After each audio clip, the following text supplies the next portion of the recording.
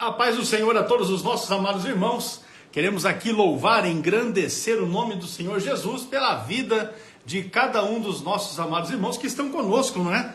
Para aqui juntos engrandecermos ao Senhor e também aprendermos da sua palavra. Hoje, dia 14 de setembro de 2022, e nós estaremos realizando a nossa aula de número 125 do CETADB, com a participação do pastor Ciro Sanches de Bordi, que sempre tem estado conosco para nos auxiliar, não é? Nestas questões aqui, dos temas que os irmãos sempre levantam, sempre nos apresentam, trazem para nós aqui na nossa live, não é? Eu quero ler com os irmãos um texto bíblico que está na segunda epístola de Paulo aos Coríntios, capítulo de número 11. Eu vou ler o versículo de número 14, que diz assim: E não é maravilha, porque o próprio Satanás se transforma em anjo de luz. Eu li a segunda epístola de Paulo aos Coríntios, capítulo de número 11 e o versículo de número 14. Queremos desde já engrandecer ao Senhor pela vida de cada um dos irmãos e irmãs que já estão conosco, não é? Aqui para participar desta nossa aula de hoje, para que juntos, não é, possamos estar aqui desenvolvendo os temas os quais estaremos estudando com a participação do pastor Ciro Zibordi, a fim de podermos iniciar os trabalhos, não é? Tá aqui, muito bem. Deixa eu ajustar aqui, meu pastor, porque o negócio aqui ficou ruim. Vamos lá.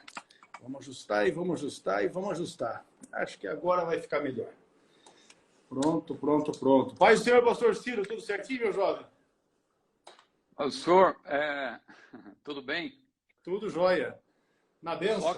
Só que agora ficou ruim para mim aqui. Acho que eu vou pedir um minutinho para o irmão, vou ali trocar de roupa ali. Não, é que eu vou gravar, meu filho. Aqui, ó. Dá uma olhadinha ali, ó. Tá tudo pronto para gravar. Eu vou fazer umas gravações. Não deu tempo de eu fazer antes do início da nossa aula de hoje, então eu vou fazer depois. Aí eu já fiquei no cabide. Já tá tudo penduradinho ali, arrumadinho, no jeito. Pensa numa vez.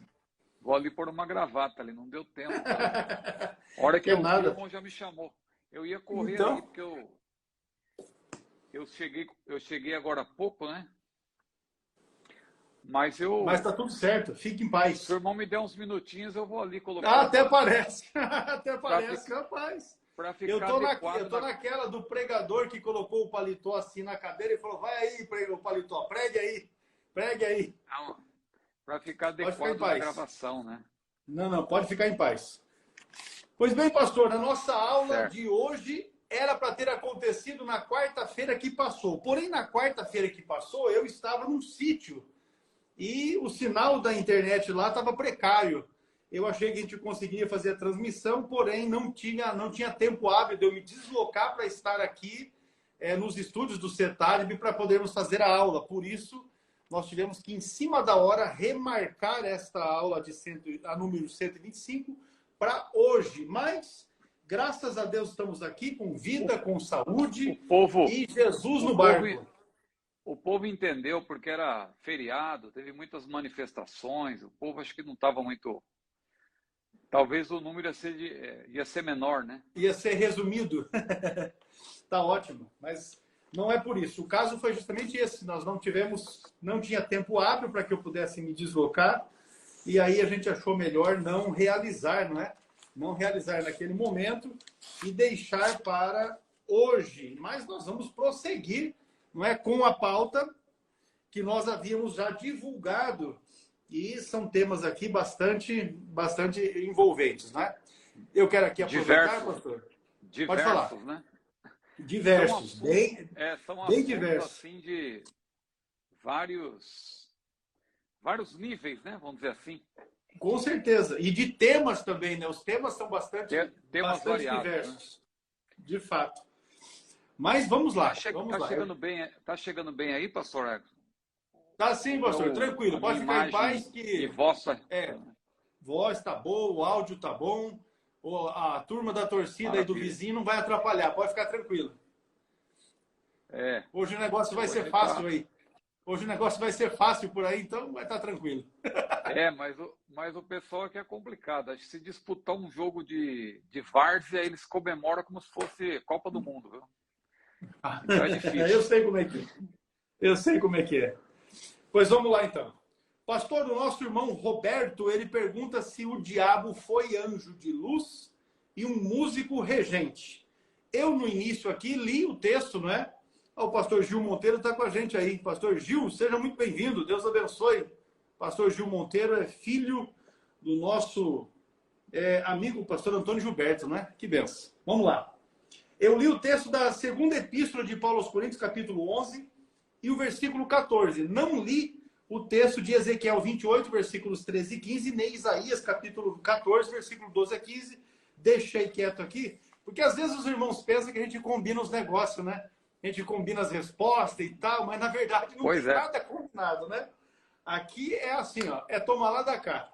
Então a pergunta que o Roberto fez foi essa. Ele, na verdade, não citou nenhum texto bíblico, porém fez menção a anjo de luz e músico regente. Músico regente, na verdade, é uma criação que a turma fez aí. Mas, vamos lá. Com a palavra, o pastor Ciro Ziborde para responder. O diabo foi um anjo de luz e um músico regente? É uma pergunta que nós já respondemos numa outra ocasião. Claro, certo. Era uma outra pergunta, um pouco diferente, mas que tem relação com essa. Envolvia o tema.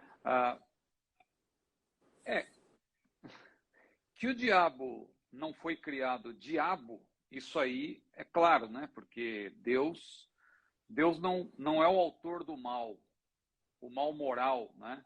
A Bíblia diz, quando a Bíblia diz lá em Isaías, Deus falando, eu crio o mal, não é no sentido do mal moral, é o mal no sentido que ele traz juízo sobre aqueles que não se arrependem. Agora, o mal moral não é Deus quem criou. Deus criou seres livres, seres morais, e eles escolheram, como é o caso de Satanás e a terça parte dos anjos que se rebelaram contra Deus, como a Bíblia apresenta. Então, o diabo foi de fato um anjo de luz, né? Ele foi um querubim ungido. Ele não era Satanás, o enganador, o diabo, o adversário, o inimigo de Deus e do seu povo. Ele não era. Ele se tornou quando ele se rebelou contra Deus e ele, então, foi confirmado como tal, porque nós já explicamos aqui em outra ocasião também sobre a questão da confirmação dos santos anjos de Deus, os anjos eleitos, e a confirmação dos anjos caídos. Por isso que os anjos caídos não podem voltar a ser anjos de Deus e também os anjos de Deus, os santos anjos eleitos, não podem também se rebelar hoje contra Deus, porque eles já foram glorificados, eles já foram confirmados. É o que vai acontecer conosco também, se permanecermos fiéis, nós vamos ser também glorificados, porque hoje nós temos, pela graça de Deus, domínio sobre o pecado, mas um dia o pecado estará ausente, ou seja, não haverá mais presença do pecado em nós, porque seremos glorificados. Agora, o diabo foi um anjo de luz? Nós afirmamos que sim. E um músico regente? Aí, como o irmão falou, aí já precisa um pouco de imaginação. Mas o fato é que nós nos baseamos em duas passagens bíblicas que muita gente hoje em dia fica pondo em dúvida, isso aí não fala do diabo, está falando, na verdade, dos reis de Babilônia e de Tiro. De fato, a profecia de Isaías 14, bem como Ezequiel capítulo 28, é uma referência direta a esses reis de Babilônia e Tiro. Entretanto, esses dois reis estavam sendo orientados, dirigidos, dominados e podemos dizer até possuídos por Satanás. Eles eram dominados pelo diabo. Então, quando Isaías e também Ezequiel profetizavam sobre esses reis, Deus deu a esses profetas a revelação sobre a queda de Satanás. Porque, embora o texto não fale diretamente de Satanás, claro que nós não vamos dizer que era o rei, que era um querubim ungido, que andava sobre as pedras afogadas. Não, a gente vê claramente que é uma referência a Satanás e a sua queda. Então, o termo Lúcifer, inclusive, não aparece em língua portuguesa. Em alguma versão, hoje em dia, pode até aparecer, mas é um termo de origem latina. O texto que aparece no hebraico, o termo, né, é um termo que significa aquele que traz luz, aquele que traz luz. Daí Lúcifer, que em espanhol aparece como lucero, né? Então é aquele que traz luz. E está associado esse termo ao texto de Isaías, capítulo 14, versículos 12 a 15. E a suposição de que esse Lúcifer, esse anjo, esse querubim ungido, Satanás antes da queda, a suposição de que ele teria sido um regente de um coral ou um músico regente, vem lá da profecia de Ezequiel, né? Porque Ezequiel diz lá no versículo 13, Ezequiel 28 e 13, estou com o texto aberto aqui, a obra dos teus tambores e dos teus pífaros estava em ti no dia em que foste criado, foram preparados. Então, aqui diz apenas a obra dos teus tambores. Aí alguns teólogos, alguns até respeitados, como é o caso de Roger Libby, que é um teólogo suíço, que eu tenho até recomendado, ele tem um livro muito bom sobre o profeta Ezequiel, mas o próprio Roger Libby acredita, né? É uma sugestão, ninguém em sã consciência é dogmático nessa matéria, mas de maneira assim, sugerindo, Roger Libby, ele diz que o Lúcifer, como cheio de sabedoria, perfeita formosura, estava no Éden, veja como uma referência ao próprio Satanás. Jardim de Deus, querubim ungido para proteger, ele também ali, segundo Roger Lee, poderia ser alguém também dotado aí de qualidades na área da música, até porque existe música no céu, isso aí é certo. Foi Deus quem criou a música é obra de Deus. Deus, claro, não é o criador de estilos musicais, que uma coisa é a música em essência, a música como ciência, a música como arte, né? Deus criou originalmente. Mas quando se fala de arte, especialmente, também o ser humano é um ser criativo. Ele não é o criador, mas ele é criativo. O próprio Satanás é um ser criativo.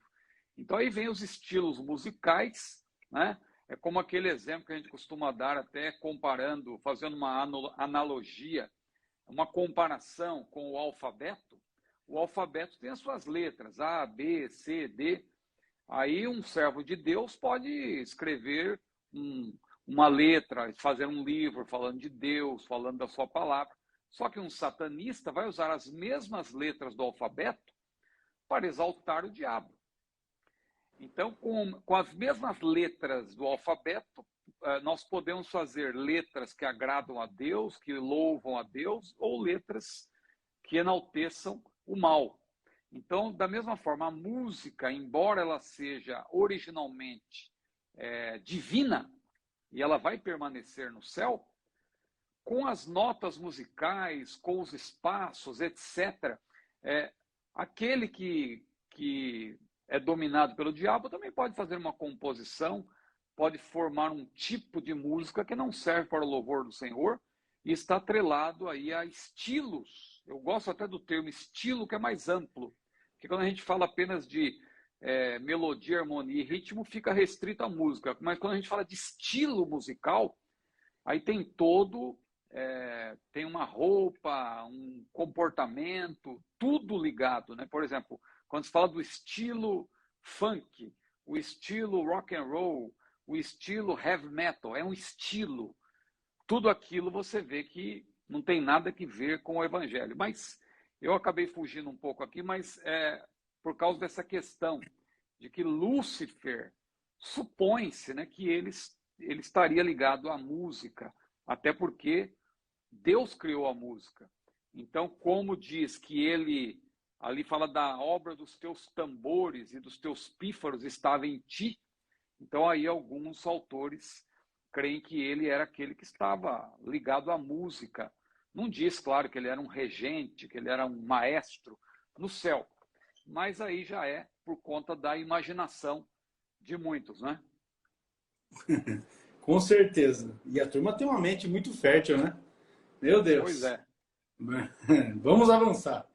Pois bem, pastor, maravilha. Agora, a respeito do ministério do Billy Graham, a pergunta é assim: as atitudes de Billy Graham com outras religiões pode ser encarado como ecumenismo? Bom, há duas coisas que são chamadas de ecumenismo hoje em dia. Tem uma visão negativa, que é adotada mais pelos apologistas, e tem já uma visão, quer dizer, já não. Já faz algum tempo que se utiliza também o termo ecumenismo num sentido mais amigável, mais positivo. Bom, negativamente, ecumenismo, claro, não é o mesmo que convívio pacífico entre pessoas de diferentes religiões e crenças. Ecumenismo tem a ver com comunhão entre pessoas de religiões diferentes. E aí, claro, isso aí é incabível, né? Nós comungarmos, digamos assim, com pessoas de outras religiões. Agora, por outro lado, nós devemos amar as pessoas, independentemente das suas religiões, independentemente das suas crenças, até mesmo os ateus, os satanistas, por exemplo, são pessoas que estão no mundo e nós devemos amar e evangelizar essas pessoas e não ter ódio delas. Agora, uma coisa é eu amar, é eu querer o bem daquela pessoa, outra coisa é eu ter comunhão com ela, eu participar de eventos juntamente com essas pessoas. Aí, eventos religiosos, mais precisamente. Claro que podemos trabalhar. Imagina uma pessoa que trabalha num banco, trabalha numa empresa, tem pessoas de todo tipo, tem ateu, tem satanista, tem cristão, tem pessoa ligada aos cultos afro e pessoas católicas romanas. Ou seja, você está trabalhando juntamente com as pessoas do mesmo ambiente. Isso é uma coisa. Outra coisa é você participar de uma reunião e comungar com essa pessoa e estar aberto ao seu tipo de doutrina. Aí já é um tipo de ecumenismo que nós combatemos. Nós combatemos, evidentemente. Agora, o lado positivo do que é chamado hoje em dia de ecumenismo é justamente participar de eventos, mas não eventos religiosos, essencialmente, mas eventos em prol de alguma causa. Por exemplo, Billy Graham, ele marchou junto com Martin Luther King, né? Ali em defesa, os dois eram cristãos, é bom que se diga, mas eles marcharam juntos naquela causa contrária ao racismo. Você vê também Billy Graham participando de outros movimentos, Billy Graham se encontrando com o Papa, por exemplo. Mas isso não quer dizer que ele tinha comunhão. Eram reuniões ali para trocar ideias no sentido de até questões assim mais políticas, vamos dizer, porque não é pecado o cristão ter um posicionamento político e ter um ideal político. Agora, se você pega as pregações de Billy Graham, você vai ver ele sempre pregando o evangelho. E ele sempre pregando contra o pecado. Você, hoje em dia, não preciso nem falar muito. É só você abrir aí o YouTube, você vai ver, tem inúmeras pregações de Billy Graham, muitas já legendadas em português. Né? Quem gosta de... Quem também está estudando inglês, tem uma grande oportunidade de ouvir pregações em inglês, com legenda em inglês. Quem já tem uma grande familiaridade com o inglês também pode ouvir mensagens que ainda não foram legendadas em português. Então você tem uma imensidade aí, pregações antigas, algumas um pouco mais novas. Você vai ver que Billy Graham era um defensor do evangelho, um pregador verdadeiro do evangelho. Não por acaso foi considerado o maior evangelista do século XX. Então eu falo... Já li, eu leio todo tipo de... Tem várias biografias do Billy Graham, eu já li várias. Algumas estão em espanhol, que eu tenho na biblioteca, algumas em inglês, português tem uma também muito boa. E você encontra diferentes enfoques. E você sempre vai ver fotos do Billy Graham com a rainha da Inglaterra, o Billy Graham aconselhando os presidentes americanos, porque ele tinha acesso, ele tinha... diálogo aberto com todas as pessoas Então, nesse sentido, ele era um pacificador. Não podemos confundir um pacificador, alguém que busca o entendimento para gerar a paz entre as pessoas, entre as nações, entre os povos. Não podemos confundir esse tipo de atitude com uma atitude ecumênica, porque o ecumenismo, no sentido negativo, ele busca, na verdade, uma fusão. O que nós vamos estudar agora, inclusive, na lição da Escola Dominical, tem essa lição aí que aborda lá a questão do holismo. O holismo, e ali você vê vários tipos de religiões orientais e tal, o panteísmo, né? Tudo é Deus, Deus é tudo. Gritaria começou aí. Essa aí, ó, sobre o holismo, né?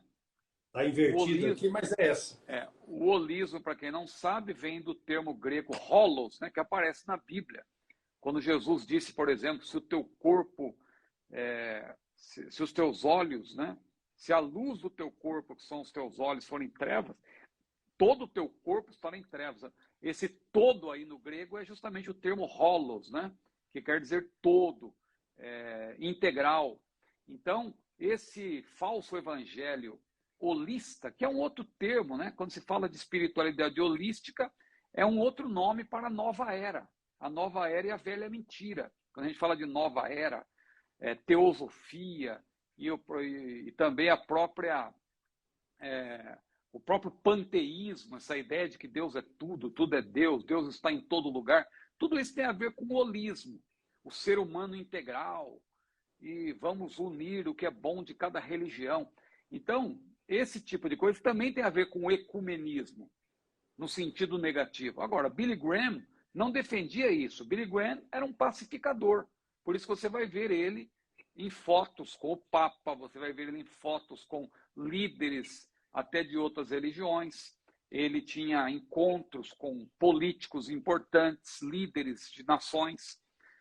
Mas quando ele pregava, quando ele estava no púlpito, quando ele estava pregando, você vê que ele falava o evangelho autêntico. Ele pregava o evangelho da cruz, o evangelho da salvação, o evangelho de que Deus amou o mundo de tal maneira que deu o seu Filho unigênito para que todo aquele que nele crê não pereça, mas tenha a vida eterna. Então, respondendo objetivamente, as atitudes de Billy Graham com outras religiões, ele tinha, na verdade, atitudes pacíficas, mas ele era contrário aos falsos evangelhos. Quem lê as obras de Billy Graham também vê isso. Eu já li alguns livros dele, tem livro sobre anjos, tem livro sobre o Espírito Santo. Claro que no que tange ao Espírito Santo, ele não tem o nosso posicionamento pentecostal. Ele defende uma linha diferente. O batismo no Espírito Santo para ele não é um revestimento de poder, está ligado à conversão. Então ele tem uma ideia diferente, como Batista, né? Que era Batista tradicional. Mas eu digo que ele pregava o evangelho no sentido da soterologia, o evangelho de salvação. Isso aí sim, você não vê nenhuma margem para se defender aí a ideia de que ele era ecumenista, no sentido de dizer que todas as religiões são boas, todos os caminhos levam a Deus. Isso não, de modo algum. Ele era um pacificador, mas não era um defensor do ecumenismo nesse sentido negativo que nós mencionamos aqui. Maravilha. Saudar aqui os nossos irmãos paulistas, que já se apresentaram aí, também os maranhenses. Deus abençoe cada um de vocês. E também agradecer, né, por estarem conosco aqui nesta nossa aula de número 125, hoje, 14 de setembro de 2022. Muito bem, vamos lá. Sobre o discipulado bíblico, é uma ordenança? Olha aí. Sim, o discipulado é uma ordenança. Por quê? Porque faz parte da grande comissão. A grande comissão, o que é? É o que Jesus deixou para a sua igreja, para a igreja nascente, antes de ele ascender aos céus. Jesus, após a sua ressurreição, ele esteve num período de 40 dias entre os seus discípulos, né? A igreja nascente, a igreja que, assim, a era da igreja foi inaugurada no dia de Pentecostes, mas Jesus já iniciou a igreja, porque a igreja foi criada, formada e feita, e concluída, inaugurada, não é? No dia de Pentecostes. Agora, para a igreja nascente, ainda antes do dia de Pentecostes, ainda enquanto estava na terra, antes de ascender aos céus, Jesus apresentou a grande comissão, que é tripartida, é tríplice, tem 3 aspectos. Quais são os 3 aspectos da grande comissão? Primeiro, claro, a evangelização de todos os povos, que Marcos registrou. Veja como os evangelhos, eles se completam, eles se harmonizam e acrescenta elementos importantes que formam um todo. Então, Marcos, por exemplo, lá em Marcos 16, versículo 15, nós encontramos as seguintes palavras de Jesus: ide por todo mundo, pregai o evangelho a toda criatura. Ide por todo mundo, pregai o evangelho. O termo pregar o evangelho aí é o mesmo que evangelizar. Então, um aspecto da grande comissão é a evangelização. É evangelizarmos das mais diversas formas. E claro que aí também abarca o sentido das missões transculturais, porque não é evangelizar só onde nós estamos. Mais adiante, em Atos capítulo 1, versículo 8, ao falar de outro aspecto importante, que é o poder dinâmico para evangelizar, Jesus disse: recebereis a virtude, o dinamis, né, do Espírito, que há de vir sobre vós, e ser-me-eis testemunhas, tanto em Jerusalém, como em toda a Judéia e Samaria, e até os confins da terra. Então, Jesus deixa claro o que é essa toda criatura, é levar o evangelho a todos, a todas as pessoas. Então, um aspecto da grande comissão é a pregação do evangelho, a evangelização. Mas lá em Mateus 28, 19 e 20, o versículo 18 diz que Jesus ressuscitou, se apresentou entre os seus discípulos, e lhes disse: é-me dado todo o poder no céu e na terra.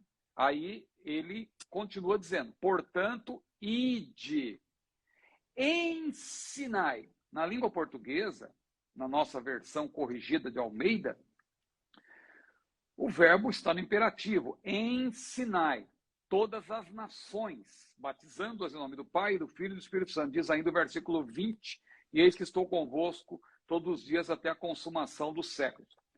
Esse verbo aí no português, ensinar, no grego, na verdade, é o mesmo que discipular. É como se Jesus tivesse dito: ide discipulai, ou fazei discípulos de todos os povos. Não é ensinar apenas no sentido de doutrinar, porque esse sentido vai aparecer mais adiante. Quando ele diz assim, ide ensinar, ele está dizendo, ide fazer discípulos. Fazer discípulos não apenas de nações. Claro que o termo nações é amplo, mas o termo no grego é etne, que diz respeito a povos, porque dentro de uma nação você tem vários povos.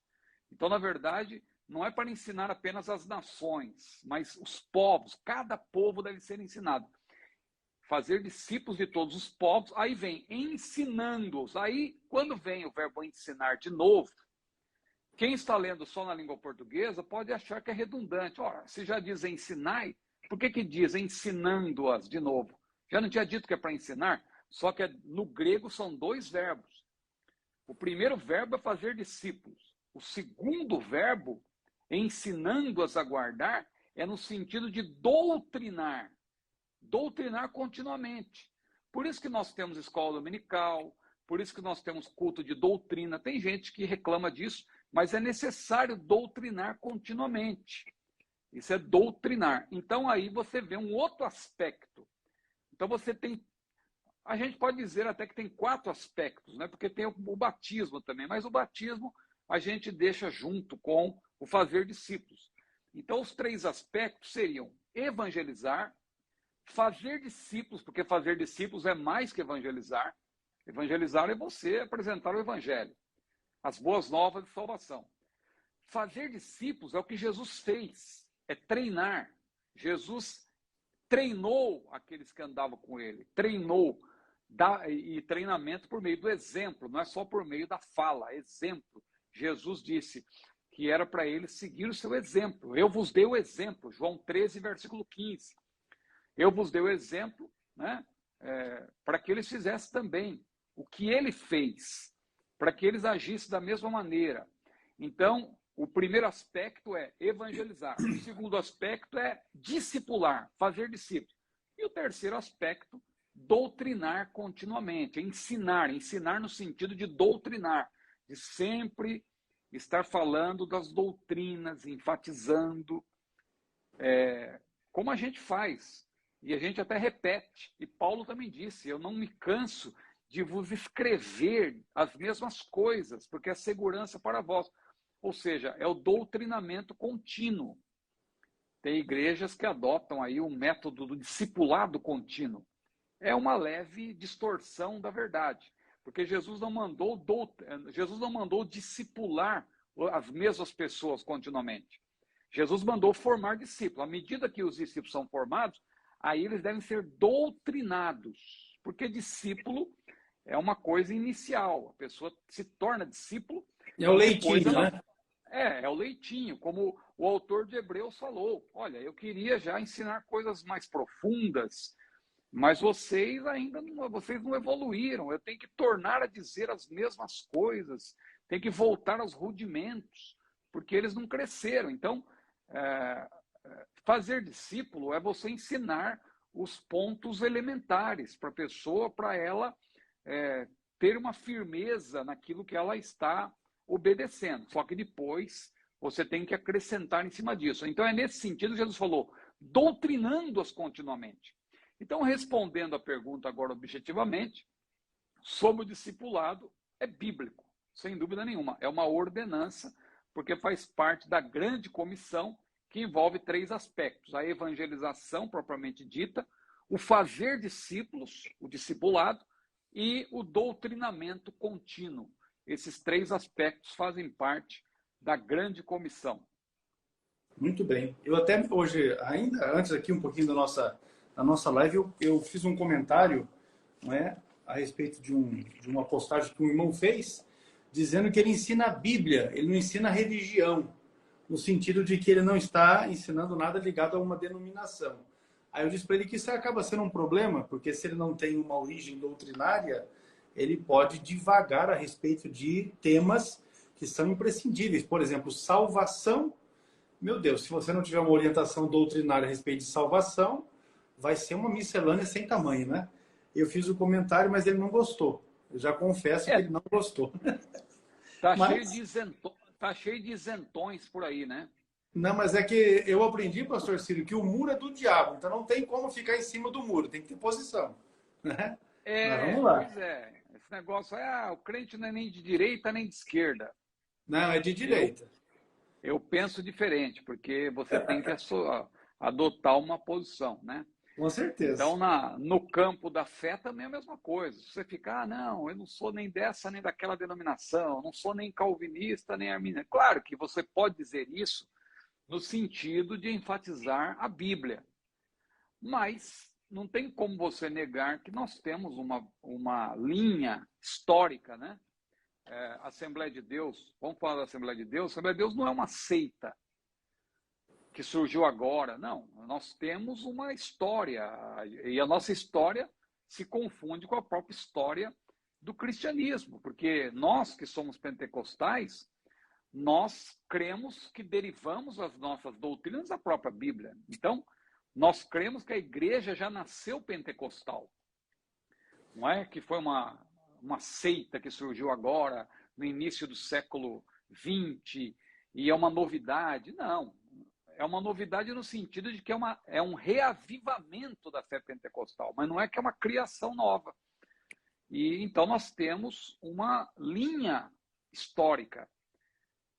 Então não adianta querer dizer que a gente é isento. Eu não defendo placa de igreja, eu não defendo a Assembleia de Deus. Os camaradas querem ter essa posição para poder agradar todo mundo, para ficar bem com todo mundo. Mas, infelizmente, as coisas não funcionam assim. É muito fácil. Ó, essa próxima questão aqui, ela tem também a ver com isso. Porque a dúvida do Roberto Gueiros é essa aqui. Ó. Qual é a sua visão a respeito das novas perspectivas de Paulo, que Paulo apresenta. Aí já é uma questão bastante complexa, E com certeza. porque aí já é um assunto muito acadêmico, né?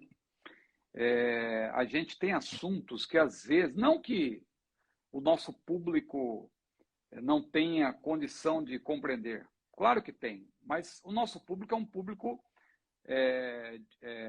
heterogêneo, então nós temos pessoas que estão chegando aqui, claro, que são novos pessoas que já têm convertidos. Tem novos convertidos. Tem novos convertidos, tem pessoas que têm um conhecimento teológico mediano, tem outros que já têm um conhecimento mais avançado, alguns que já são mestres, doutores, talvez até pós-doutores. Bom, aí acho que não. Tem gente que já. Não, esse tipo de live nem vou assistir. O Ciro, não, isso aí não. Eu quero uma coisa mais elevada. Mas, de qualquer maneira, é importante a gente mostrar o assunto de maneira prática, né, de maneira pragmática até, no sentido de que essa nova perspectiva de Paulo, também conhecida como NPP, eu já vou dizer que é uma perspectiva revisionista. E tudo que é revisionista, você sabe que às vezes é uma tentativa né? é uma tentativa de reinventar a roda, em muitos aspectos. Então, não, os reformadores estavam errados e tal, e é uma coisa assim um pouco complicada. Em alguns assuntos eu até concordo. Veja bem, quando se fala de escatologia, cabe muita discussão, porque a escatologia ela foi toda sistematizada tardiamente. Ela foi, isso é um fato, porque os pais da igreja não debateram sobre assuntos, por exemplo, sobre tribulacionismo, como muita gente hoje em dia quer dizer. Não, a igreja era pós-tribulacionista. Não, isso não é verdade, porque eles não debateram sobre isso. Eles se posicionaram sobre questões mais fundamentais, como a Trindade e a salvação. Então, tudo isso foi debatido nos primeiros séculos. E os reformadores, eles resgataram, porque isso se perdeu no tempo da Idade Média, que muitos chamam de Idade das Trevas. Nós não concordamos com isso, porque muita coisa boa também surgiu na Idade Média, muita coisa importante. Surgiram muitas universidades, por exemplo, e teólogos importantes também são desse período. Então tem coisa boa também na Idade Média. Agora, no que tange a certas doutrinas fundamentais, houve um resgate no período da Reforma. Agora, vamos lá. Essa questão da perspectiva de Paulo, a nova perspectiva chamada NPP, só para dar um resumo aqui, ela se baseia nas ideias de eruditos. É bom que se diga. Pessoas que têm um grande conhecimento, como E.P. Sanders, James Dunn. Aliás, foi James Dunn quem cunhou esse termo, né? Nova perspectiva de Paulo, ou sobre Paulo. James Dunn, um importante teólogo. E hoje, principalmente, se baseia nas ideias de um teólogo ainda vivo, um bispo anglicano conhecido como Tom Wright, ou N.T. Wright, N.T. Wright. Né? Estão sendo publicados vários livros dele no Brasil. Vários livros. Agora, a obra dele era muito mais conhecida em inglês e em espanhol, agora está vindo muitas obras para a língua portuguesa, e ele tem muitos livros. Então, isso vai gerar um barulho aqui no Brasil, já está gerando. Né? N.T. Wright. Então, essa visão da nova perspectiva pentecostal é uma proposta de que a abordagem de Paulo sobre a justificação é uma abordagem muito mais sociológica do que soteriológica. Então, isso aí, eles se baseiam, claro, nos manuscritos do Mar Morto, porque esses manuscritos do Mar Morto, que foram descobertos a partir de 1947, são manuscritos bíblicos e não bíblicos. Então, eles se baseiam nos manuscritos não bíblicos. Muita coisa que se acrescentou sobre o chamado judaísmo do Segundo Templo. O judaísmo do Segundo Templo, que eles usam muito, eu estou citando porque você vai encontrar muito esse termo, É o judaísmo do primeiro século. É o judaísmo dos tempos de Paulo. Judaísmo do segundo templo. Ou seja, porque o primeiro templo foi destruído, o templo de Salomão, e depois foi levantado e embelezado por Herodes, e depois foi destruído no ano 70. O próximo que virá agora, e virá, porque tem profecia sobre isso, será o terceiro. Então, o judaísmo do segundo templo, de acordo com E.P. Sanders, James Dunn, N.T. Wright, é uma ideia a seguinte, de que esse judaísmo do primeiro século, esse judaísmo do segundo templo, não era um judaísmo centrado nas obras da lei. Paulo poderia estar sugerindo, mas na verdade eles criam na salvação pela graça. Então, essa ideia de Lutero, de Calvino, de que os judeus eles pregavam a salvação pelas obras, seria uma leitura errada, uma leitura enviesada, seria uma maneira de colocar palavras na boca de Paulo, vamos dizer assim. Só que Paulo, claramente, lá em Gálatas, ele combate os judaizantes. Claro que nós sabemos, nós que somos dispensacionalistas, nós não defendemos que a salvação era pelas obras no Antigo Testamento. A salvação, não existe salvação fora da graça. Então é claro que os judeus, eles não defendem, os judeus piedosos, eles não criam na salvação pelas obras, é evidente. Só que as obras, e E.P. Sanders enfatiza isso, e o próprio N.T. Wright também enfatiza, as obras elas são necessárias para manutenção, digamos assim, para a pessoa ter confiança sobre a sua salvação, mas a salvação, a rigor, é pela graça. Então, nesse ponto, até que eles não estão equivocados. Só que o assunto entra numa discussão muito pormenorizada e em minúcias no campo acadêmico, que, sinceramente, eu já li alguma coisa sobre isso, já li livros, já ouvi muitas preleções, e eu vejo assim como uma coisa que fica assim dando volta, e não chega numa coisa objetiva. Então, às vezes, quando a gente busca, a gente procura entender essas teorias revisionistas, a gente vê que às vezes é uma discussão acadêmica, complexa, mas de pouca contribuição para a teologia, sobretudo para nós que somos ortodoxos, nós que somos conservadores, cremos que a Bíblia é a palavra de Deus, cremos que a justificação é realmente o que Paulo explicou, e eu não vejo que Lutero e Calvino, por exemplo, nesse ponto, eles contrariam o que Paulo disse. Então, só para dar uma ênfase aqui de alguma coisa que eu tomei nota, a nova perspectiva de Paulo faz uma releitura, especialmente sobre a doutrina da justificação. Não é necessariamente uma nova teologia, mas um novo olhar que desagrada, evidentemente, principalmente os calvinistas, porque eles se contrapõem, sobretudo, ao entendimento que Lutero, Calvino tiveram sobre a justificação, e outros reformadores também. Então, os reformadores eles acabam acusando os proponentes da nova perspectiva de Paulo de relativizar a salvação pela graça mediante a fé e dar ênfase para as obras. Já os defensores da NPP reagem dizendo não. Na verdade, os judeus do segundo templo, para eles a salvação era pela graça, que é uma verdade. Nós não podemos também generalizar e dizer que todos os judeus eram legalistas como os fariseus. Havia judeus piedosos que de fato sabiam que a salvação era pela graça de Deus. Mas E.P. Sanders, especificamente, ele deixou claro, isso aí ele enfatiza muito, que os judeus não eram legalistas ou tão legalistas quanto os reformadores sugerem. E aí tem uma discussão sobre as obras da lei, o que seriam as obras da lei. De acordo com a nova perspectiva de Paulo, esses teólogos, especialmente que eu citei, E.P. Sanders, James Dunn e N.T. Wright, E.P. Sanders e James Dunn já morreram. N.T. Wright ainda é vivo e tem produzido muito, tem muitos livros e ainda continua escrevendo.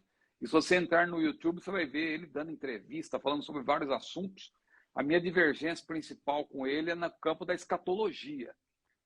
Que eu até vou enfatizar isso, porque essas questões que sobre justificação são minúcias aí que acabam não levando a nada. Eles ficam ali dando volta, porque eles dizem que as obras da lei, na verdade, são apenas os distintivos do judaísmo, os marcadores étnicos, ou seja, a circuncisão, as leis dietéticas, o sábado.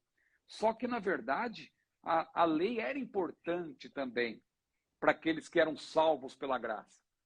Então, é isso aí. Agora, paradoxalmente, é aí que entra, né, uma coisa complicada, porque se os calvinistas, por um lado, criticam N.T. Wright por causa desse revisionismo aí sobre a justificação, eles concordam com N.T. Wright no campo da escatologia, porque N.T. Wright defende a teologia da substituição, também conhecida como supersessionismo, que diz que a igreja ocupou o lugar de Israel. A igreja é o Israel de Deus. Ou seja, o plano que Deus tem com Israel, a aliança que Deus fez com Israel, na verdade, não existe mais. E a N.T. Wright, ele tem uma teoria preterista, né? Não hiperpreterista, mas preterista, porque o N.T. Wright, a bem da verdade, ele crê que Jesus vai voltar. Só que, ao mesmo tempo, ele defende que, em certo sentido, Jesus já voltou. Jesus já veio, né? Quando o templo foi destruído, porque ali se inaugurou uma nova era. Agora o templo, na verdade, não é mais necessário, e ele é contra, claro, toda essa ideia de que o templo será reconstruído, porque ele não crê que Deus vai cumprir o que prometeu para o Israel étnico, né? O Israel como povo. O povo. Então, o N.T. Wright, ele é adepto da teologia da substituição, né? Ligada ao aliancismo, a teologia do pacto, que é defendida pela maioria dos calvinistas. Então, nesse ponto, os calvinistas já vão concordar com, pelo menos, N.T. Wright, que é defensor aí da nova perspectiva de Paulo. Então, a conclusão que eu faço, porque o assunto aqui poderia ficar muito longo, eu ficaria divagando, mas toda essa discussão ela é pouco produtiva, a meu ver, é a minha opinião, né? Porque a nova perspectiva de Paulo procura fazer uma interpretação mais profunda, né, da justificação, analisando o que estaria assim por trás de Paulo, que na verdade das ideias de Paulo, que na verdade eles dizem que é o que está claro e dizem que são os reformadores que interpretaram errado, mas eu sinceramente não vejo isso aí. Eu vejo assim. Eu não vejo essa proposta, porque Paulo estava combatendo os judaizantes. E os judaizantes, de fato, estavam defendendo a salvação pelas obras da lei. E ali no texto não diz que as obras da lei eram apenas as questões dietéticas, os sábados, eram obras da lei de maneira ampla. E os adeptos da nova perspectiva dizem, não, isso aí é apenas a coisa aparente e tal, e eram leis dietéticas, era o sábado e tal, era a circuncisão, não era assim o profundo da lei. Isso aí a igreja tinha que manter, inclusive os gentios tinham que manter. Então a nova perspectiva defende isso. Mas eu, sinceramente, mas não se sustenta, assim, né? Eu acho que esse debate é muito baseado em muitas divagações aí, claro, são eruditos que estão discutindo. Então o assunto é muito acadêmico. Eu não vejo assim nada prático para uma contribuição de fato para a teologia hoje, e acaba, ao fim e ao cabo, gerando dúvidas sobre o que nós sempre temos aprendido. Então o problema dessas questões revisionistas são essas. Mas a justificação, será que é mesmo? Será que Paulo, essa questão é soteriológica ou é sociológica? Aí já gera essas dúvidas e eu, sinceramente, não vejo com bons olhos esse tipo de debate, né? Assim como contribuição.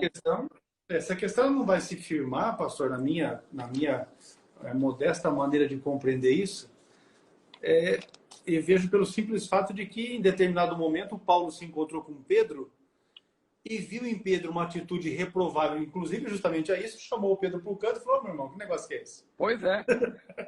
E depois Pedro ainda vai dizer que Paulo era duro, né? Claro, com certeza. Paulo tinha uma postura, né? Paulo tinha, de fato, ele defendia uma questão e não foi só em uma epístola, mas no conjunto delas. Então, isso é uma coisa que não vai colar. Mas eu me recordo muito bem, porque essa questão foi uma questão levantada em outubro do ano passado, né? Quando naquele momento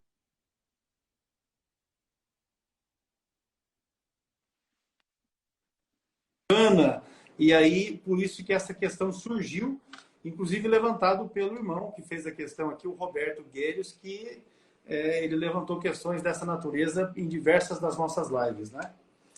Mas tá joia. O irmão teologizando aí, que eu não sei o nome dele, está dizendo que é um erro, né? Dizer que os aliancistas pensam igual a N.T. Wright. É evidente, meu irmão, que eles não pensam igual, porque N.T. Wright tem uma teologia diversificada em vários aspectos.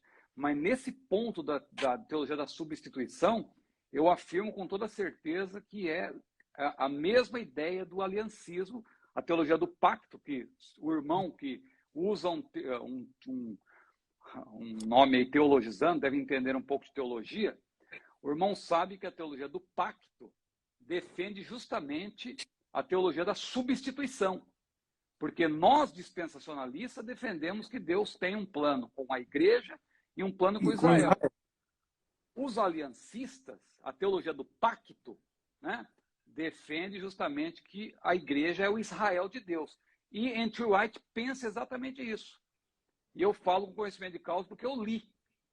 Eu não jogo conversa fora aqui, né? Eu posso não saber tudo, mas o que eu me proponho a responder, eu pesquiso antes. Então, o irmão pode ter certeza. Se o irmão quiser conferir, pode conferir. Leia a obra de N.T. Wright. O irmão vai ver que ele defende, sim, a ideia da teologia da substituição. Substituição. Não estou dizendo que ele é igual aos aliancistas, até porque a teologia do pacto é muito ampla em vários aspectos, mas no que tange a teologia da substituição, talvez o irmão pegou o bonde andando, não sei se o irmão pegou toda a explicação. No que tange a teologia da substituição, N.T. Wright pensa exatamente como os aliancistas. Maravilha, meu pastor. Olha, eu saudei os paulistas, mas aí os cariocas falaram: mas nós também estamos aqui. Eu não estou nervoso, não, viu? Não estou nervoso, não, pastor. É só ênfase. Não, a claro. gente dá ênfase. Pessoal, o pastor Ciro está aqui para explicar.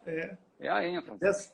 Mas é assim mesmo. Hoje de manhã um moço me chamou no WhatsApp e falou assim: pastor, eu posso te fazer uma pergunta? Eu disse: rapaz, claro que pode. O que eu sei responder, eu respondo. E o que eu não sei, eu disse: aguarda um minutinho, que eu já vou ali atrás da resposta. E acabou-se. Porque eu também não tenho obrigação de saber tudo, né? Mas vamos avançando. O povo acha que tem, mas não tem. Muito bem, meu pastor. Ó, os cariocas estão com a gente, mas os maranhenses também estão. Aí o moço lá do Tocantins falou: pastor, esqueceu do povo do Tocantins? Mas claro que não esqueci. Está todo mundo com a gente. A Paraíba também já está conosco aqui. Nosso companheiro. Ei, meu Deus, agora esqueci o nome do pastor. Josivaldo não é. Enfim, ele se apresentou aí lá de Catolé. Não é? Deus abençoe. Vamos avançando em nome de Jesus. Mateus capítulo 23, versículos de 8 a 12. É um conjunto aqui com 8 a 12, são 5 versículos, inclusive esses, né? O irmão quer ler, por gentileza? Bora lá. Como interpretar esses textos? Então vamos lá. Mateus 23, de 8 a 12. Vós, porém, não queirais ser chamados rabi, porque um só é o vosso mestre, a saber, o Cristo, e todos vós sois irmãos. E a ninguém na terra chameis vosso pai, porque um só é vosso pai, o qual está nos céus. Nem vos chameis mestres, porque um só é o vosso mestre, que é o Cristo. Porém, o maior dentre vós será o vosso servo. E o que a si mesmo se exaltar, será humilhado. E o que a si mesmo se humilhar, será exaltado. E os cearenses estão com a gente também, ó. Glória a Deus. Nosso irmão Raimundo, Tiago Raimundo, ou Raimundo Tiago, ou Tiago 2 vezes. Aleluia! Então, muito bom. Como interpretar Mateus 23, 8 a 12? A leitura em si já mostra, né, que se a gente ler anteriormente também, a gente vai perceber que Jesus estava criticando a conduta dos escribas e fariseus, que queriam aparecer, eram soberbos e hipócritas. Então Jesus, antes até de apresentar críticas mais contundentes diretamente aos escribas e fariseus, ele se dirige aos seus discípulos e diz: olha, você está vendo aí como são os fariseus? Não pode ser como eles, não. Né? E aqui você vê que Jesus faz as comparações todas com Deus, em contraste com a conduta soberba dos escribas e fariseus. Em outras palavras, Jesus está querendo dizer o seguinte: olha, não devemos nos ensoberbecer, não devemos supervalorizar os títulos, a posição. Então, aqui só para reiterar o que o irmão já leu. Olha aqui, alguns destaques. Não sereis chamados mestres, aqui na versão que eu estou lendo. Um só é vosso mestre. Então, ele faz a comparação, claro, com Deus e com ele próprio. Jesus, o Deus homem. Então, olha, vocês não queiram ser chamados mestres. Não é que vocês não poderão ser mestres, não é isso. Mas não queiram usar isso em benefício próprio, para querer dar carteirada nas pessoas, usando aí hoje um termo, uma comparação da atualidade. Né? Não é o título que faz a pessoa, é a pessoa que faz o título. O mestre verdadeiro é Deus. Nós ensinamos, mas não devemos nos ensoberbecer, como fazem os escribas, como fazem os fariseus, porque o verdadeiro mestre, o mestre por excelência, é o Pai. Então veja, não queirais ser chamados mestres, um só é vosso mestre. A ninguém sobre a terra chameis vosso Pai, no sentido comparando com Deus, ou seja, o verdadeiro Pai celestial é que deve ser honrado. Não é alguém que vai ser, eu sou fulano, eu sou pai, eu sou... Não, é esse o sentido, de não querer se comparar com Deus, de não querer tomar o lugar de Deus, porque era o que os escribas e fariseus faziam. Quando eles chamavam todos os holofotes para si, e eles queriam receber glória dos homens, eles se colocavam no lugar de Deus, eles estavam cometendo um grande pecado. O pecado da egolatria. Eles estavam adorando-se a si mesmos. Eles estavam se considerando autossuficientes. Então, é nesse sentido que Jesus está falando. A ninguém sobre a terra chameis vosso Pai, um é vosso Pai. Não sereis chamados guias, um é o vosso guia, o Cristo. Ou seja, ele está fazendo uma comparação agora consigo mesmo. Não tem outro além de mim. Eu sou o único caminho. Eu sou o caminho, a verdade e a vida. Ninguém vem ao Pai senão por mim. Não tem outro mediador. Não tem outro guia nesse sentido específico. E aí Jesus finaliza dizendo: olha, o maior dentre vós será vosso servo, quem a si mesmo se exaltar será humilhado, e quem a si mesmo se humilhar será exaltado. Então, aqui, como interpretar? A lição é sobre a humildade. A lição é sobre exaltar a Deus, glorificar a Deus sobre todas as coisas e ser humilde. Ser humilde e, claro, porque tudo que nós fazemos é pela graça de Deus. Se temos algum título, se temos algum reconhecimento, é pela graça de Deus. Não é o título que faz a pessoa, é a pessoa que faz o título. Você, sendo obediente a Deus, você vai ser exaltado, pode até se tornar uma pessoa famosa, não é pecado ser famoso. O próprio Senhor Jesus era famoso, a fama dele corria por toda parte. Mas o pecado não está em ser famoso, o pecado está em buscar a fama, priorizar a fama, usar a fama para querer colocar-se no lugar de Deus, querer fazer o que só Deus faz, querer perdoar no lugar de Deus, como tem aí um certo líder religioso que acha que pode perdoar as pessoas, somente Deus pode perdoar, né, no sentido de salvação. Então, nós não podemos nos colocar no lugar de Deus. É esta a lição. Os escribas e fariseus estavam se colocando no lugar de Deus, se apresentando como mestre, pai, guia do povo, guias do povo, e eles estavam se colocando no lugar de Deus. Por isso que Jesus fez a comparação toda nesse sentido. comparação com Deus em contraste com a conduta soberba dos escribas e fariseus. Agora, ele estava se dirigindo aos discípulos.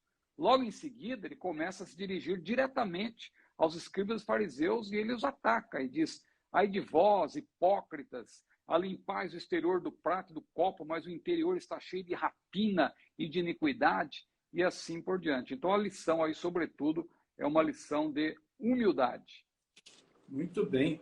Jesus batia bem colocado nos escribas e fariseus, né? Sem dó. Ó, estão com a gente também, pastor Ciro, os nossos irmãos do Amazonas, Igreja Assembleia de Deus Tradicional do Amazonas, já saudou ali, amém. Também do Ceará, do Crato, Bahia, São José, eu me esqueci agora o demais ali, mas também Bahia, Rio de Janeiro, de Casimiro de Abreu, Distrito Federal, em torno do Distrito Federal, enfim, cada um dos nossos amados irmãos, serão todos muito bem-vindos para estar com a gente, para aprender a palavra de Deus.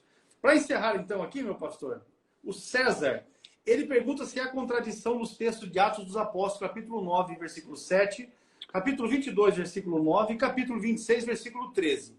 Para os irmãos que não tiveram tempo de ler, as três referências diz respeito a Paulo testemunhando a respeito da visão que ele teve de Cristo.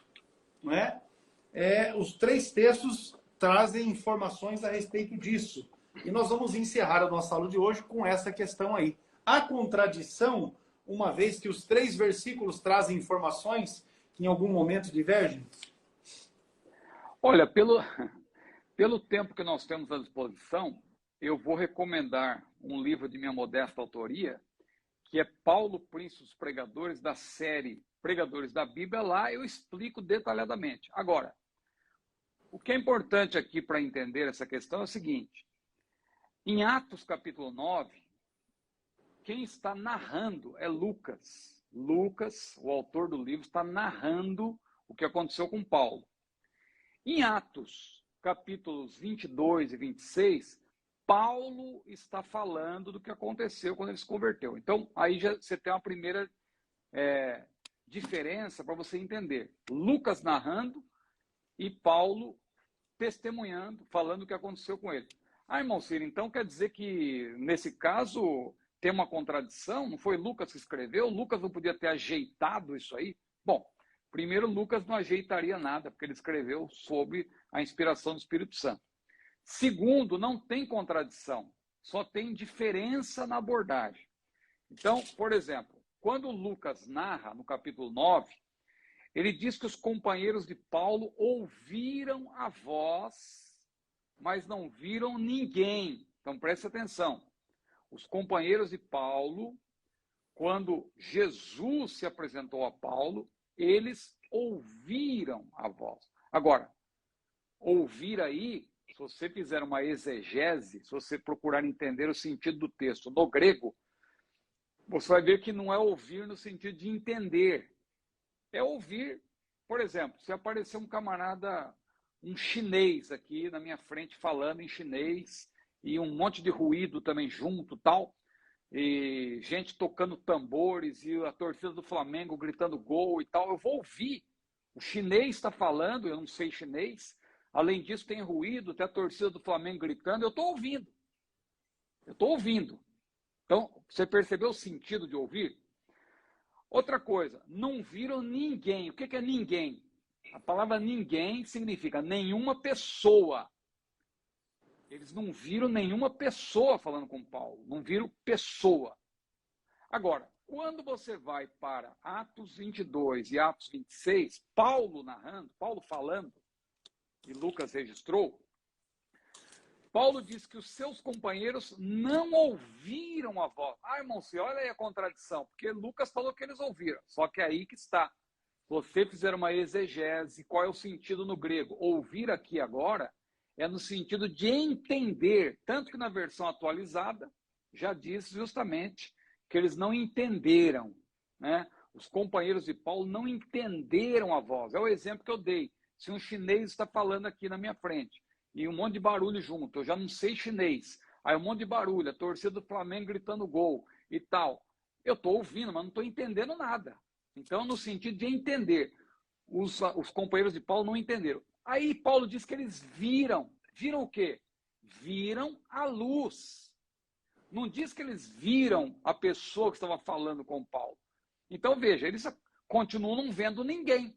Eles viram a luz. Ver a luz é diferente de ver alguém. Então, Paulo diz que eles não viram ninguém. Não viram nenhuma pessoa. Aliás, Lucas narrando diz que os companheiros de Paulo não viram nenhuma pessoa, ninguém. Paulo diz que eles viram. Viram o quê? Viram alguém? Não, viram a luz. Então, resumindo, juntando tudo, quando aconteceu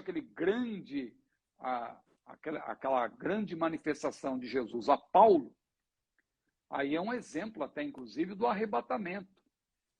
Que muita gente fala assim, o arrebatamento, vocês assembleianos defendem o arrebatamento secreto. Como que vai ser secreto? Vai ter luz, aliás, vai ter arcanjo, vai ter trombeta e tal, a voz do arcanjo, alarido, vai ser o evento mais barulhento, e os pós-tribulacionistas gostam de usar isso até para brincar. Mas é interessante, porque eles não leem João 12 e também não leem esse episódio sobre Paulo, em Atos. Porque em João 12, lembra quando Deus falou com Jesus? E Jesus falou assim, Pai, glorifica o teu nome, não é? E os gregos estavam ali presentes e tal, e aí veio uma voz do céu, o próprio Deus, dizendo, já o glorifiquei e ainda o glorificarei. Aí quando veio essa manifestação de Deus, a multidão se dividiu e uns começaram a dizer, olha, você ouviu esse barulho aí? Deve ser um trovão. E outros, não, isso é o anjo, deve ser anjos, é anjo. Eles não conseguiram assimilar, eles não conseguiram definir o que estava acontecendo. E aí Jesus falou, não é nem anjo, né? É o Pai, é a voz do Pai, porque era Deus falando. Da mesma forma, Paulo, como a revelação era exclusiva para Paulo, somente Paulo conseguiu ouvir e entender o que Jesus estava falando, e ele sabia que era Jesus, porque o próprio Senhor Jesus disse para ele, quando Paulo disse, quem é Senhor? E aí Jesus respondeu, eu sou Jesus a quem tu persegues. Claro que ele não conseguiu contemplar Jesus em glória, né? Que ninguém consegue na condição natural. Então, Paulo não conseguiu fixar o olho em Jesus, mas ele sabia que era Jesus. Agora, os seus companheiros, eles ouviram ali um barulho e viram a luz e alguma coisa está acontecendo, mas para eles é possível que alguns deles, você viu o sol como estava forte, o que foi aquilo? Eles não sabiam definir, somente Paulo sabia. Então, o que deve ficar claro é isso, somente Paulo sabia que aquilo se tratava de um encontro real com o próprio Senhor Jesus. Maravilha, pastor. Nós vamos ficar por aqui. Tem algumas questões que nós vamos deixar para a nossa próxima, a de número 126, quarta-feira da próxima semana. Você deve estar conosco. Eu deixei fixado aqui na nossa aula de hoje, né, nessa live, o endereço do nosso site, cetadib.com.br. Deixei ali propositadamente para que você possa acessar o nosso site e, se ainda não é aluno do CETADIB, poder adquirir dos nossos cursos, não é? Que estamos ofertando. Vamos aqui, curso para formação de educadores cristãos. Esse é o que mais recentemente lançamos, material escrito pelo pastor Márcio Clauber, e é um curso para o treinamento, a capacitação de professores, tanto para a aula de curso de teologia, quanto para a aplicação na escola bíblica dominical. Inclusive, essa última questão que nós tratamos aqui foi o assunto da lição da escola dominical do segundo trimestre, né? Que tratou exatamente a respeito desse tema. Curso de capelania evangélica, você também encontra aí no site do CETAD. Esse aqui, perguntas escatológicas. Esse é o material do pastor Ciro Sanches Ibordi, que escreveu através de 101 respostas, obviamente, a perguntas que os irmãos fizeram, o plano escatológico todinho neste livro, Perguntas Escatológicas, que você também adquire através do site. Esse aqui também é autoria do pastor Ciro, curso para formação de jovens pentecostais. Esse é um material direcionado para a nossa juventude. Temos aqui o curso, curso para formação de obreiros. Esse material do pastor João Antônio de Oliveira Filho, que bonito. além das aulas, não é, do livro, também, deixa eu pegar esse outro aqui, ó, também escreveu o livro. E depois, curso de teologia. São os módulos do nosso curso. Quem faz todo o nosso curso são 39 livros estudados para chegar à formação de bacharel livre em teologia. 17 módulos do curso básico, 10 módulos do curso médio e 12 módulos do curso avançado. Fica aqui o nosso convite para que você acesse o nosso site e tenha ali, tome, né, conhecimento do material que nós estamos disponibilizando para a capacitação de irmãos, irmãs, enfim, obreiros para a obra de Deus. Pastor Ciro, as suas palavras finais para que possamos já caminharmos aqui para o encerramento da nossa aula de hoje, agradecendo a cada um dos irmãos e irmãs que estiveram conosco, né, durante esta aula de hoje. Lembrando que toda quarta-feira, sempre a partir das 22 horas no Instagram, nós estamos aqui. Esta aula vai ficar gravada aqui no Instagram e amanhã ela também será disponibilizada através do canal do YouTube, né? No YouTube, o canal CETAD Biali. Pastor Ciro. Quero agradecer a presença de todos aí na nossa live, aula de número 125. 125 a de hoje. E que Deus abençoe a todos. Quero agradecer ao pastor Hércules Carvalho de Nobre, nosso diretor, pela oportunidade, né, de participar de mais essa live abençoada, e que Deus abençoe grandemente toda a nossa equipe do CETAD em Apucarana, nossa irmã Eliane, nossa vice-diretora, todos os funcionários em Apucarana e também os nossos professores e alunos espalhados pelo Brasil e pelo mundo. Tem sido um prazer servir a essa instituição tão abençoada, o nosso CETADB, que é o Centro Educacional Teológico que mais cresce no Brasil, né? Para a glória do Senhor, toda a glória seja dada ao maravilhoso nome de Jesus. É isso aí, pastor Hércules. Deus abençoe. Amém. Estamos juntos. Com certeza. Nós estivemos juntos no sábado lá, junto com o pastor Ciro e também com a igreja na Ilha da Conceição, em Niterói, quando, por ocasião, participamos do velório do pastor Paulo Lopes, um amigo que Deus nos deu, um amigo de verdade, né? E que o Senhor o levou para si, né? O Senhor levou para si e nós estivemos ali para darmos um abraço à família, aos irmãos da igreja, porque tínhamos um vínculo um vínculo maravilhoso. Tanto que numa feita, pastor Paulo ajuntou a rapaziada da banda, não é? Pastor Odeir Lopes e 2 ônibus, e veio até aqui a Apucarana e ficaram com a gente aqui 4 dias, e foi um tempo de muita bênção, não é? A nossa amizade era muito boa e o Senhor agora o tomou para si. Também pedir oração, né, pela família, vamos pedir oração também pela igreja, né, lá na Ilha da Conceição, em Niterói, irmã Noemi, a esposa, o filho, as filhas, enfim, que Deus conforte. Também a nossa funcionária aqui do CETAD, a irmã Erlane, hoje, por volta do horário do almoço, ela recebeu a informação de que a cunhada faleceu no parto. Ela foi para ter filho, a criança nasceu saudável pelas informações que recebemos, porém a cunhada dela, ela faleceu no parto. Nós vamos também pedir aos irmãos, aqueles que lembrarem, que puderem, que também orem pela família da irmã Erlane, nossa secretária aqui do CETAD. No mais, nós cremos que Deus é o que cuida de todas as coisas. Inclusive, eu escrevi isso, né? Deus cuida de todas as coisas, Deus sabe exatamente por que está fazendo e como está fazendo. Enfim, Deus é soberano. E nós devemos nos reconfortar no Senhor, pedir que a ação do Espírito Santo venha sobre as nossas vidas e nos ajude nesse momento de separação, nesse momento de dor que de fato é bastante complicado. Mas, uma vez mais, agradecer a todos. Eu quero apenas informar que as perguntas que foram levantadas aqui hoje nessa live são anotadas e nós estaremos respondendo, não é, a essas questões nas próximas lives que serão realizadas, sempre obedecendo a ordem em que as perguntas vão chegando para nós aqui. Pastor Ciro, um abraço, né, a você, a nossa irmã Luciana, também a Júlia. O Senhor abençoe vocês em tudo. E até a próxima, na paz do Senhor. Amém.